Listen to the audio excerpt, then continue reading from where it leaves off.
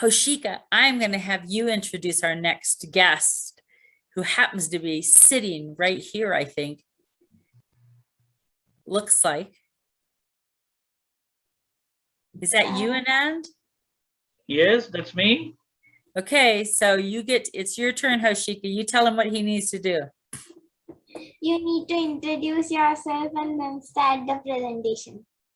Oh, okay. And then we'll ask him really hard questions. So think of really hard Yes. questions, okay? No, I want my session to be more interactive. I don't want to be talking on my own. So let's have it more interactive. Let's have it more fun, because the whole topic is all about fun. Okay. So let me start off the traditional Indian way of introducing myself. Namaste. Namaste and namaskar. And good morning and good evening to all of you. My name is Anand. I come from India, from a city called Bangalore, which is the south part of India. And I work in the area of innovation. And the other thing that I keep doing across in my innovation is connecting people, bringing people from different places, bringing them all together to different platforms and see how best we can work on things together. And it's a very simple thing, because innovation is now no more a one-man activity. It is basically only through collaboration now you innovate. We bring 10 people from one side of the world, 10 people from other side of the world, and develop a product which can be used by 40 other people. As simple as that. So that's how things change. And that's how the world becomes a better place. So that is what I do, and that is what I am. So yes, let's start off the program. Yes, Julie and Hoshika, let's start. I couldn't agree with you more. Collaborating with people is very important. And you are the ultimate connector, man. I know that because you've connected me to about 35 people in the last month, I think. And that's a good thing to do. I mean, people can do good things. People can do awesome things when they're working with other people. And it's important to work with people across the oceans too. Hoshika, yes. You and I may be very far from each other, but now we have something in common. And we know each other's name and we know each other's faces, and we'll know a little bit about each other. And someday we might be connections that are even stronger, because you might think of something that you need that I can help with, or I might find something that I need that you can help with. And we all know, and Anand will find something that will connect us, because that's what he does. He really is a very good connector. All right. Now, let me first start with a very small and funny video of how relationships really play a big role in developing a team, and how a team should have a right kind of relationships, right kind of thought processes, so that the teamwork becomes easy. Okay, this is a very funny video, so you'll enjoy what it is going to be like. So can I share my screen? Is it okay? All right. Okay. Here.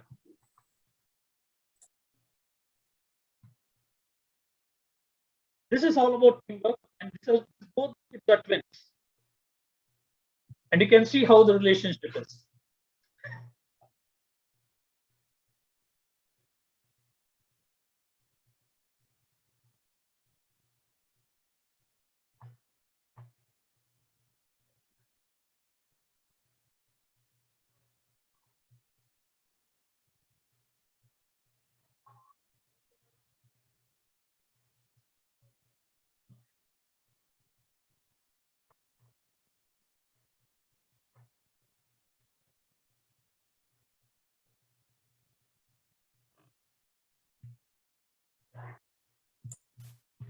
That child isn't showing any frustration. Very lucky. No frustration.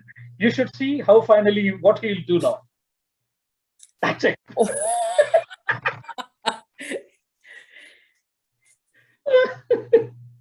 Oh gosh. So everything starts off with the way we think about us and the way we think about the other person. Oh, what a... All right. Okay. So relationship is very, very critical, be it for young kids or grown-ups.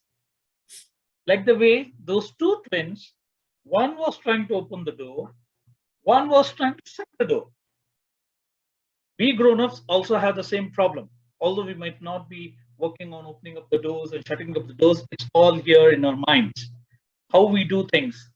So what is required is, how do we look up at every single person as a unique person, and how do we accept that uniqueness of that person and get along with that person so that we team up together and develop new things. Right, Hoshika? So my question to you, Hoshika, is how do you build your friend circle and how do you build your relationship?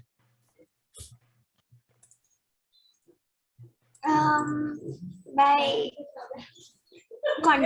interacting with them, by doing things with them, by helping them, and staying together. That's it, as simple as that. And how many times do you interact with people who are not speaking your language? Do you have friends who don't speak your language, which is Marathi, if I'm right? So, how many friends do you have from other communities and other languages with whom you interact? I can't count. There are so many. Oh, good. So that's how. And how did you build relationship with them? Can you? No. You have friends from people who are non-Marathi speaking community. How did you build relationship with them? How did you start the relationship? I can take the example of in my future global water challenge, because Yes. I did participation in it, and with my friends I made a presentation. We made a presentation and we communicated in a particular English. So Okay. we speak English only. So we communicated it and we made our presentation, and that's how we became friends. Excellent. So, what was the common thing that you had in this whole thing? The language. It did not matter. You had people from 10 different languages, but you had one common language, English, because of which you built your relationship, right? So that's how you create and build relations, associations, and then take things forward, right? Okay. Yes, Julie. Yes. So how do we build relationships with the grown-ups and the kids? We have events that include grown-ups and kids together. Yeah. Like this one, because now I know Hushika and I'm never going to forget her. And I want to talk to her again, and we're going to build a better relationship, and she's going to come back and host more. And someday she'll take my place and I won't be here to host. I'll be watching her. Yeah. So you see, the world is a better place when you have better relations, better communications, and you do better innovations. When you are globally connected, you have 10 ideas to solve one problem. So your one problem is not your problem alone. It becomes 10 other people's problem, and these 10 people come together and develop a solution which can be used by 100 people. So one relationship leads to another, and exponentially grows. And that's how we build a big community. I want to add something to that. Not only do you have now 10 people to work together, but those 10 people understand the differences in the different countries and how what they want to do will impact somebody from somewhere else. So for instance, you might have a water problem in your country and I might have one in mine, but they could be totally different water problems. I mean, there are parts of the United States that have no water. There are parts of the United States that have too much water. There are parts that have water with lead in them, which is very bad for you. But you may have a totally different problem where you live with water. So we may all get together, all 10 of us, to talk about water problems and how to solve them, and find that we also have very different problems and might be able to help each other with those. Yes, yes, yes. So Hoshika, which part of India are you in? In Maharashtra? Where in Maharashtra are you? Pune. You're in Pune. All right. So Pune is an educational town for you, Julie. It has got the maximum number of universities and colleges. Now Pune, now let's talk about the problems of one city of Pune and how we can relate it to the problems across the world. So Julie had brought the problem of water. You have the Mula River or Muta River, right? In Pune? What's the river called? You don't know the river which passes through your city? Means I don't know names of river. Okay, great. Now there is a river which passes through the city of Pune, but that river is so polluted. Now, you saw the previous, did you have a chance to see the previous videos of one of the girls from Indonesia who showed how the polluting river was creating bad smell for her? And that's how she designed the product. Okay, she did design, that was an earlier presentation. Now you see the problem is the same. Indonesia, India, America, everywhere, if the river is polluted, the water is polluted, you have a problem. Now, how do you bring the solution to this problem? So a solution designed in Indonesia could well be used in India, could well be used in America. So collaboration, again, relationship is where the key is. We collaborate, we get to understand each other, we understand the problems, we define it, we come up with a solution which can be used by all of us. And that's how we make the world a what? Better. Better what? Better world. Better place. Okay, All right. Shika, I give you points for your answer. It meant the same thing, so you did good. Yes, it's nice. Okay, Hoshika, anything that you would like to ask more as to how we do things better?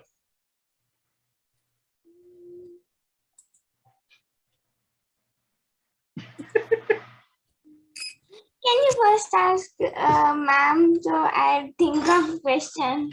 Okay, Julie ma'am should ask the question now. Yes, ma'am. What kind of question are you looking for? I have lots of questions in my head. Anything in particular? So she's checking with the mom. He's asking her what the river is that runs through her town. Forget it. Forget the river. I think that's really cute. Let's see. I'd like to find a way to communicate with people from parts of the world that I don't know the language and they don't know mine. I need to know more about them. And so I'm trying to find ways to do that without learning all of their languages, because I don't know that I have the capacity to do that. So sometimes that means I'm communicating with people in between that do know their language, but it's not ideal. So I'd like to find a way in the future to do that a little more smoothly. And I know that there's some translators out there, but they're a work in progress right now. Because I want to keep building relationships, even with people that I don't know how to speak to. Right. So, Hoshika, would you like to tell something about how do you build your communication with people who do not speak your mother tongue? How do you talk to them? And they don't speak English too. How do you talk to them? I think her screen is frozen. I thought she was just deep in thought. No, screen is frozen. It's possible. Yes. Okay. So let's take examples of different ways of communication.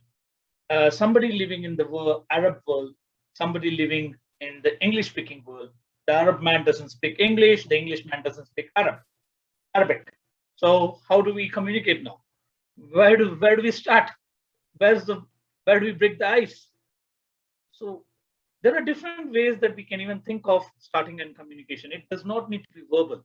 Communication always does not need to be verbal. We could start off with a simple hi, hello, namaste. People do understand these various small gestures which creates an opening for them to start communicating. So I have, in my travels across different countries across the world that I have traveled to some areas in Afghanistan, which was a tribal area. They used to speak a language called Pashtun. I don't know a word of Pashtun, nor do I speak anything relating to what they were doing. But try to figure out some common factors which could help in breaking this ice. Was basically we could sit across. They had something called as the tea is a common name which we have in India and Afghanistan called chai. So we all had chai. So the chai started with a breaking ice, and then small words here and there. When you keep listening, worldwide, all the languages have something in common. There is no language on earth which does not have one or two words which cannot be linked to each other. So there is always, when you see or hear, you can easily figure out, this is something which I know. This word is something which I heard of. It could mean a different thing, but you do listen to some of those words and you can easily start working up on those basics and then start with understanding one or two words of the languages that the other man speaks, and then start off the conversation, which turns into an ice-breaking event, and then people actually start talking to you. So that's how I picked up my languages. I speak about 17 languages now. So those 17 languages have all come like this, evolved through talking to different people in different languages and understanding how their culture is, what happens, and taking it forward. And that's how relationships are building up. Well, there are some things that we all have in common that aren't even words. Laughing, crying, excitement, waving at each other. In many countries, handshakes, although with COVID, that's disappearing some. Hoshika, you came back to answer the question. Yes. I don't remember the question, but you came back. Okay. So we were talking about people who don't speak any of these languages. People don't speak English, but then you are landed up in the middle of those friends who don't speak English, who don't speak Marathi. How do you talk to them then? How do you make friends with them?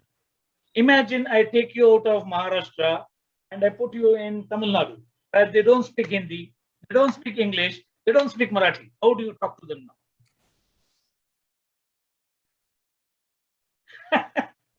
Oh yes, she is going to do like this and say, yeah, what you're doing is right. I would wave at them first to let them know I'm friendly or scary, one or the other, whichever they think that might be. How do you do, Hoshika? How do you go and meet your new friends? Huh? How do we talk with them? That's what I'm asking you. How do you talk to your new friends who don't speak to you in English or Marathi? How do you talk to them? How do you go and meet up with your new friends? What do you do? I don't know. You don't know? Okay. Well, you can offer them a chocolate. A chocolate is a nice way of starting your communication. That would work for me. Yeah. Don't you think, Hoshika? Talk to them, how could we, if we can't talk to them, how could we communicate anything? That is what I'm asking you. How do you do it? How do you talk to a new person? If he doesn't speak to you in English or Marathi or Hindi, how do you go and talk to this person and start off communication with him? Can you tell?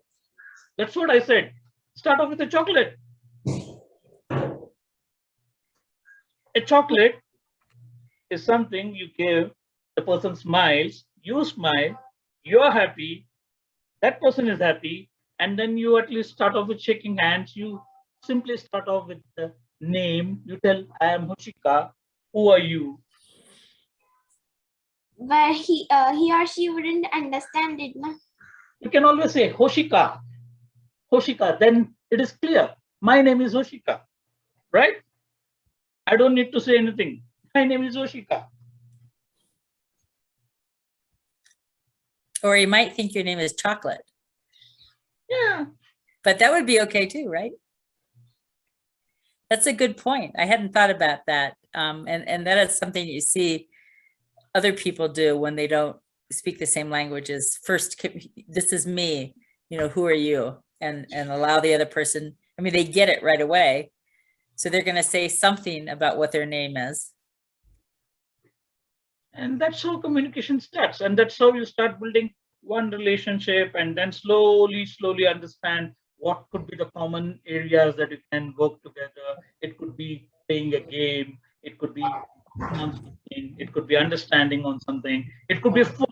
You might like some food. The other person might like the same kind of food. That's how you start building. Right. She's very cute. Yes. All right, fine. So I think relationships play a big role in every aspect of our life, be it our student life, when we grow up, when we work together, when we get married, when we are dealing with parents, old parents. Everywhere this relationship plays a big role. So yes, Oshika. All right, fine. Anything else that we should be talking about building relationships?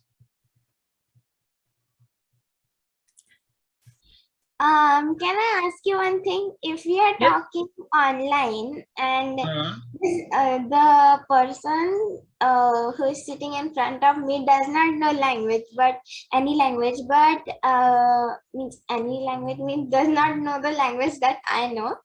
So Okay. how can we talk then? We can't give chocolate to them online. So how can Online we world talk is a very complicated world. The online world is a very complicated world. Okay. So here, I mean, at least you talk, the other person hears. So at least you start off by saying, my name is Hoshika. So at least you start off by saying my name. At least you do this. It's a common sign for everybody across the world. This is me. So this is me and this is the name. So you will see when you open up, people will start opening up. You close, people are closed. As simple as that. It all depends upon who opens up first. Right? You don't know me. You don't know Julie. You might have seen Julie ma'am earlier, but you have never seen me. But we both are talking. Yes, and you're smiling at me. You're not afraid of me. Right? So that's it. And there's a big lack of communication, even with people with our same language. How many people do you walk by every day that you don't say hello or good morning or anything too? I mean, we're so used to kind of being in our own little tunnels that we can learn a lot just even from talking and communicating to the people we do speak the same language with. Right? Yeah. So Hushika, one small question to you. How many times in the morning when you go out, do you wish some uncle or somebody whom you don't know? Do you wish anyone? Good morning, how are you? Yes. You do that for somebody whom you don't know? Yes. You don't know. So how do you do that? Because you don't know whether the person speaks your language or not, but you still go ahead and wish it. Right? Yeah. Yeah. That's as simple as that. That is how we open up our talks. That is how we build relationship. And that person reciprocates. He might say namaste or he might say good morning. Then you know how the person is going to react, right? And do they wish you back? When you wish them, do they wish you back? Sometimes. Sometimes happens. Yes. So that's how the world is. The world has got mix of so many people. Some wish, some do not wish, some smile, some do not smile. And probably some of them walk away and think, why didn't I say hello to that little girl? She was so sweet. Yes. Yeah. And so the next time somebody says hello to them or namaste or whatever the words are that for the country that they're in, that they'll maybe feel more comfortable saying it back. Yes, good.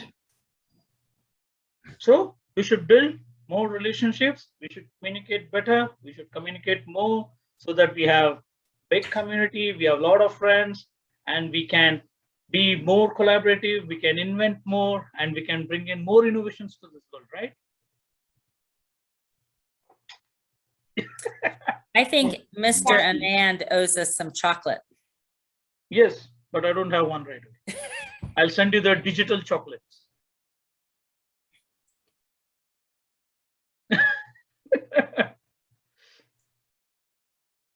All right, fine. Thank you, Hoshika, and thank you, Julie, for having me. Oh, you're very welcome. It was very good, and I love the video. That's another way you can talk to people is through Yes. motion pictures or videos, or even if they can't understand what's being said, sometimes they can understand what it means. Or So the best sometimes you person, can understand sign languages. yes. So the best person who did this without even saying a word was a man called Charlie Chaplin. If you look at all the videos of Charlie Chaplin, there are no voice, there are no sound, but his actions will say everything that you want to know. Right? That is true. Yeah. So it doesn't matter whether you're an Arabic or an Indian or an American or a British, Charlie Chaplin's language is common. His Yeah. action says everything and the world understands it. That's why he was the world's best actor. Right? I didn't knew Good. that. Yes. Do you know who he is? Have you Yeah. seen Charlie Chaplin? Yeah. Oh, yeah. He does that in his videos too. He walks like that. Really fast. Good. Good, good, good. All right. Fine. Let's catch up and let's communicate more and let's get our new guest. Okay.